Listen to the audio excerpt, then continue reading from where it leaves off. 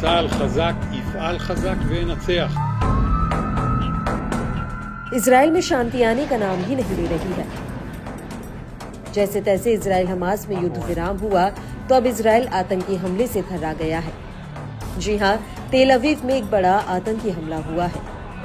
मंगलवार 21 जनवरी की शाम को इजराइल के तेल अवीव में एक आतंकी हमले में 4 लोगों को चाकू भोंककर घायल कर दिया गया। इजरायली पुलिस ने शुरुआती जांच में इसे आतंकवादी हमला बताया है। पुलिस के अनुसार हमलावर ने नहालात बिन्यामिन स्ट्रीट पर 3 लोगों को चाकू भोंका। गोली मारे जाने के पहले उसने पास के रूजेनबर्ग स्ट्रीट पर चौथे व्यक्ति को भी चाकू मारकर घायल कर दिया। हमलावर बीती 18 जनवरी को इजराइल में पर्यटक वीजा पर आया था।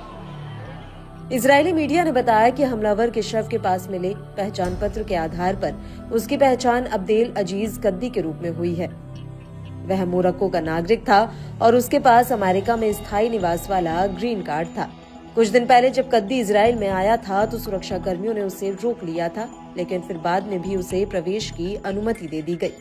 इजराइल की खुफिया आंतरिक एजेंसी शिन बेट ने कहा है कि वह इस फैसले की जांच कर रही है। वहीं इजरायली पुलिस ने पुष्टि की है कि हमलावर मारा गया है। हमलावर को किसने मारा इसे लेकर भी अलग अलग दावे किए जा रहे हैं। इस बीच इजरायली मीडिया आउटलेट ने बताया है कि उसे खुफिया स्पेशल फोर्स यूनिट के सदस्यों ने मारा जो ड्यूटी पर नहीं थे।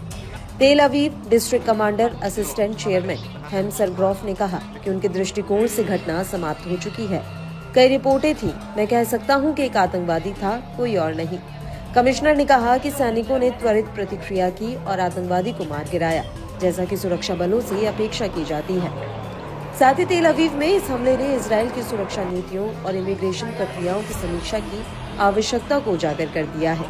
देश को अपनी सुरक्षा सुनिश्चित करने के लिए और कठोर कदम उठाने की जरूरत है ताकि इस तरह की घटनाओं को भविष्य में रोका जा सके। इजराइल की आंतरिक खुफिया एजेंसी शिन बेट ने इस हमले की जांच शुरू कर दी है। एजेंसी ये जांच कर रही है कि हमलावर को देश में प्रवेश की अनुमति कैसे मिली और इस निर्णय में क्या खामियां रही।